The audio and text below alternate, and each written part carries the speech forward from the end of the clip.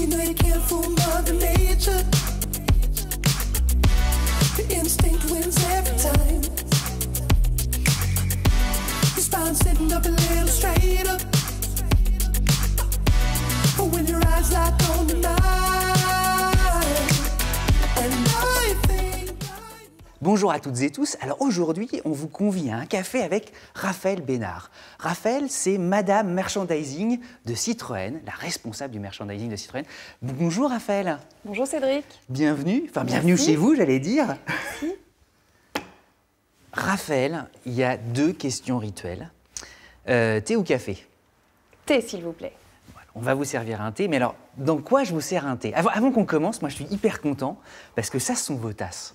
Exactement. C'est grâce à vous si elles existent. Tout à fait. Laquelle vous choisissez? Eh bien, aucune de ces six-là.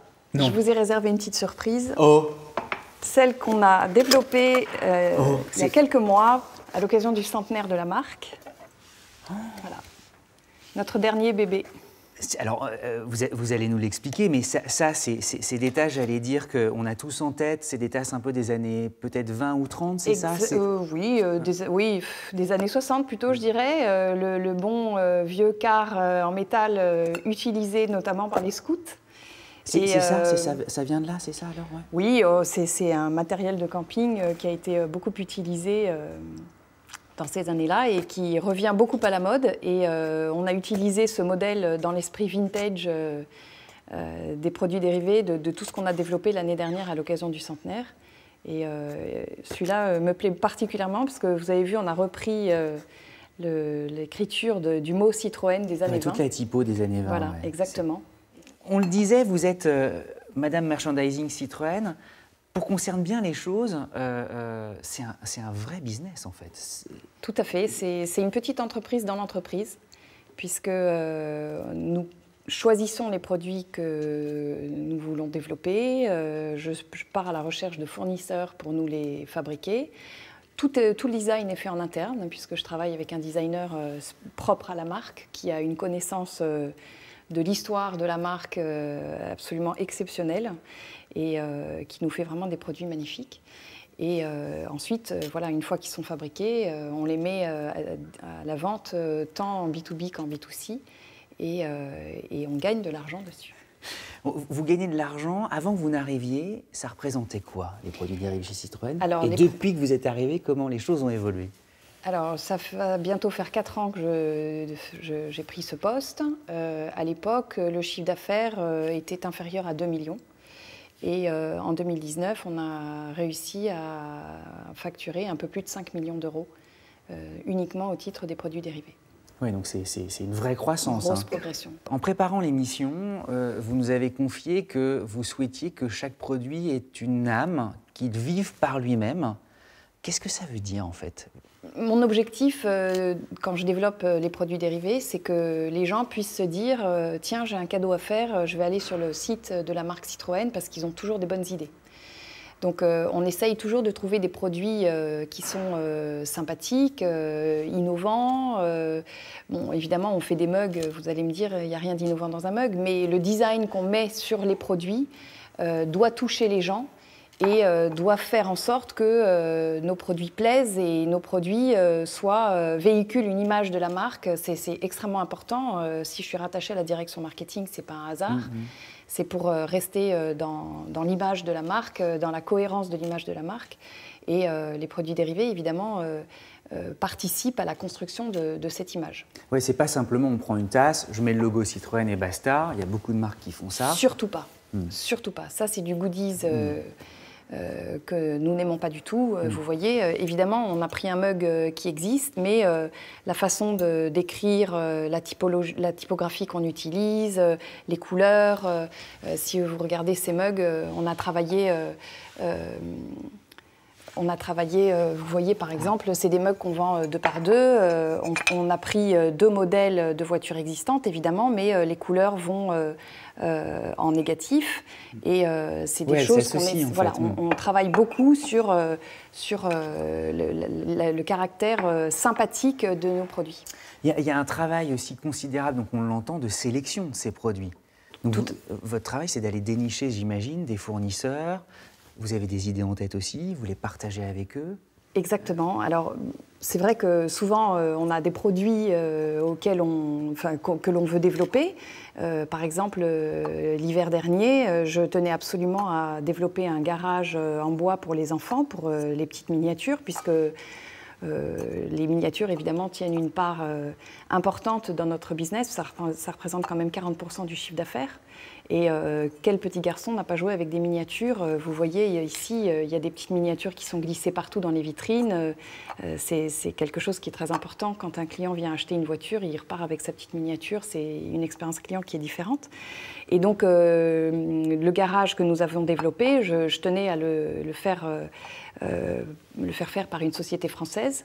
Pour moi, c'est important aussi de sélectionner des entreprises françaises qui ont le leadership sur leur segment. Et donc, je suis allée voir la société Jeannot, qui est un des leaders des jouets en bois. Sur le garage. Voilà, des jouets en bois, et particulièrement sur le garage. Et nous avons entièrement redesigné le garage. Et le packaging, évidemment, a été refait par nous aussi. Tout a été entièrement redessiné. Et on arrive à un produit qui est absolument magnifique, qu'on a reçu là récemment et qui déjà connaît de belles ventes dans les... Et vous nous confiez que même Jeannot était assez ébahi.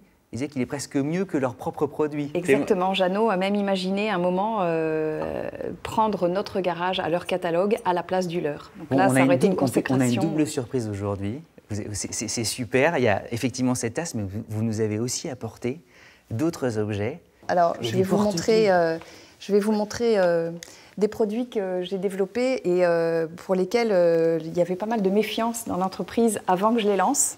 Alors, notamment nos belles chaussettes. C'est vrai que c'est inattendu. C'est tout à fait inattendu. On n'imagine pas avoir des chaussettes dans un catalogue de produits dérivés. Je vous les offrirai, c'est promis. Et donc, on s'est bien moqué de moi avec mes chaussettes. N'empêche qu'on en a déjà vendu 2000 paires. 2000 paires. Ça y est, tout est dit. Okay. Exactement. Et je peux vous dire que quand on fait un salon, par exemple, comme la semaine dernière à Rétromobile, avec un public qui est vraiment fan de la marque et des anciens modèles, des chaussettes, on les vend par wagon. C'est incroyable le succès de ce produit. Et je vous parlais des partenariats qu'on essayait de développer au maximum. J'ai fait faire ces chaussettes par la société Kindy, bien française, fabriquée en France, en Picardie, grand nom, exactement. Donc voilà, c'est toujours pour moi un gage de qualité et une reconnaissance. Donc vrai travail, hein. Ouais. Voilà. Alors, qu'est-ce que je vais vous montrer aussi? Alors, donc ça, c'est pour le côté textile. Il y a des emporte-pièces. Voilà, on fait aussi des produits pour la cuisine. Donc voilà, ça c'est notre moule à gâteau en silicone flexible en forme de deux chevaux. Voilà, qui fait des très jolis gâteaux. Voilà, exactement. Si vous n'aimez pas les gâteaux, vous pouvez aussi faire des sablés. Donc, on a un moule en porte-pièces, voilà, avec la deux chevaux, la traction. On prend toujours les modèles iconiques qui font rêver, rêver nos fans. Voilà. Je vous montre aussi, ça, c'est un marque-page. Alors, j'ai trouvé ce fournisseur dans un salon. Ça fait très précieux quand même. C'est tout à fait. Ils ont un très joli emballage. Et donc voilà, le petit marque-page, quand vous êtes en train de lire, vous fermez votre livre et vous avez la petite deux chevaux comme ça qui se pose sur les pages. C'est très mignon, moi j'adore ce produit. Et alors les best-sellers, vous n'arrêtez pas de nous le dire, c'est les porte-clés. Alors les best-sellers, les porte-clés, effectivement, l'année dernière on a vendu un peu plus de 500 000 porte-clés. Donc on en développe dans toutes les gammes. Donc vous avez... c'est super, vous en avez apporté. Ah oui, je vous ai apporté des petits exemples. Donc voilà, le côté vintage pour une Méhari. Raphaël, c'est des rééditions de modèles qui existaient ou pas? Pas du tout, non. Vous les avez complètement créés. On recrée à chaque fois, on part d'une page blanche et on décide. On dit, voilà, on veut faire un porte-clés avec une Méhari, comment on va le faire? Donc, on étudie différentes possibilités. Voilà. Tout ça, évidemment, en restant en cohérence aussi avec le produit. Donc, on a choisi un modèle émaillé qui est assez vintage pour un modèle vintage. Ça, voilà, c'est la casquette des pilotes de C3WRC. Qui est complètement collector, non? Qui maintenant est devenu collector. Mais bon, l'année dernière, quand on l'a lancé, on était encore en plein dans la course. Mais au contraire, il va prendre de la valeur. Exactement, sans doute. Donc, c'est la casquette des pilotes qui a été faite en modèle réduit. C'est fascinant, c'est vachement bien fait. Là, un autre exemple, ça c'est un concept car qu'on avait lancé l'année dernière, la petite voiture Ami One. Et cette matière vient de la poignée, c'est la poignée de la porte d'Ami One. Donc on a réutilisé la même matière, le même matériau pour faire le porte-clés. Et puis il est très très beau. On a Il y fait celui-là celui-ci qui est absolument magnifique, voilà, qu'on a développé pour le centenaire de la marque l'année dernière. Donc on a l'impression que c'est de la joaillerie tellement ça brille. C'est très beau. Alors sur la base du logo d'origine, hein, vous avez reconnu le logo des années 30. Et celui-ci, on a dû en vendre environ 300 000. 300 000. À peu près. 300 000 porte-clés uniquement de celui-ci. Là, vous avez alors celui-ci très joli. Et c'est Noël. Oui, c'est Noël. C'est toujours Noël avec les produits dérivés. Voilà. Et donc ça, c'est notre dernier bébé. C'est le même fabricant que nos petits. Non, mais tout le monde va aller vouloir là. On va se dire que tout. Et vous avez voilà la petite 2 chevaux qui a été développée en 3D. Ça plaît beaucoup les porte-clés en 3D. Et vous avez une grande primeur, puisque ça, c'est le porte-clés 2020, voilà, qui est en train d'arriver, qu'on a fait fabriquer et qu'on a lancé en 600 000 exemplaires. Il y a certainement des collectionneurs férus de porte-clés, ils vont adorer hein, quand ils vont voir certainement, tout ça. Certainement. Et il y a le Monopoly voilà. surtout. Alors le Monopoly, ça c'est le succès de 2019 qu'on a créé pour le centenaire, qui m'a pris des heures et des heures et des heures de travail parce qu'on a voulu vraiment soigner le détail à l'extrême. Alors la rue de la Paix, elle est remplacée par quoi? Alors on a remplacé toutes les rues, puisqu'évidemment on n'achète pas des rues, on achète des voitures. Donc sur le plateau, je vous montre rapidement. Donc le plateau qu'on a entièrement redessiné, vous voyez. Ce sont des voitures. Ce sont des voitures, voilà. Donc on démarre avec, alors vous voyez la case départ. Tout qui tombe. C'est pas grave, c'est normal. Hein. Voilà. Tellement de choses. C'est un petit syndrome bonnet. C'est très beau aussi, il y a ça, le Citroën Origins qui est là. Exactement, toujours notre logo. Et donc, vous démarrez avec, où est-ce qu'elle est la case départ ici, voilà. Et donc, on a sélectionné les voitures pour faire tout le tour en les mettant dans l'ordre chronologique. Et donc, l'année est à chaque fois reprise sur la voiture. Les gares ont été remplacées par des concept cars. On a même redessiné, vous voyez, les cases où on devait avoir les sociétés d'électricité, tout ça. Donc, c'est devenu le péage d'autoroute, le stationnement payant, la compagnie d'assurance. Et à chaque fois, le picto a été refait. La caisse prison qui est toujours là. Voilà. Alors, les 4 coins sont imposés par Monopoly. Ça, on n'avait pas le droit de le changer. Et y compris les cartes chance et les cartes caisse de communauté, les questions ont été refaites pour coller à l'histoire de la marque. Citroën. Exactement. Oh, vachement bien. Exactement. Tous ces produits, on peut se les procurer, on le disait, sur le site. Tout à fait. Mais on se le procure aussi aux événements. Exactement. Alors, et on peut venir ici aussi dans une concession. Exactement. Alors, les concessions prennent de plus en plus ces produits pour les donner, les vendre.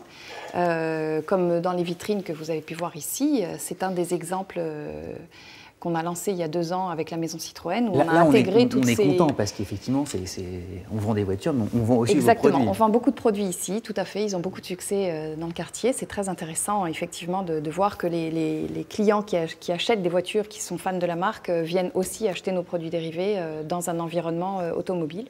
Mais pas que, puisque, comme vous l'avez dit, on vend sur notre site internet, qui est en pleine expansion. Alors, il est très récent, hein, notre site, il date d'il y a 2 ans. Et puis, on a aussi des boutiques éphémères sur tous les salons de la marque. Donc, je vous ai parlé de Rétromobile tout à l'heure. On avait une boutique la semaine dernière. On a évidemment une boutique au Salon de Paris. On a une boutique au Salon de Bruxelles. On avait une boutique au Salon de Pékin l'année dernière. On avait une boutique au salon de Rabat de Casablanca il y a quelques mois. Voilà, tous les salons, on demande aux salons, chaque locaux, de développer des boutiques pour montrer les produits. Le rêve, ce serait qu'un jour vous ayez une boutique en propre, dans Paris ou ailleurs? Ce serait bien. Ce serait très bien. Vous y travaillez ou pas, sérieusement? Pas encore. Chaque chose en son temps. Vous l'avez en tête quand même. On est une toute petite équipe. Pour l'instant, non, mais on aurait dû commencer par ça, parce que quel travail. Vous êtes combien? On est seulement 2,5. 2,5, 5 millions d'euros de chiffre d'affaires, des idées en cascade, on l'a vu, et ça continue de croître? Exactement. Ah oui, nos objectifs sont très ambitieux, effectivement. Bon, ben on en reparlera, on va regarder ça de toute manière avec attention. Puis à chaque fois qu'on croisera désormais un porte-clés, on pourra penser à vous et vos équipes et au travail qu'il y a derrière. Exactement, merci. Merci Raphaël d'être venu nous présenter tout ça. Travaillez bien, hein, voilà, on est comme des enfants, nous. Merci. C'est pour nous. Hein. Je vous offre des tickets. Bon, ben merci beaucoup. À tous, évidemment, merci de votre fidélité et à très vite pour un prochain café avec... Ce sera la surprise. You know you can't fool my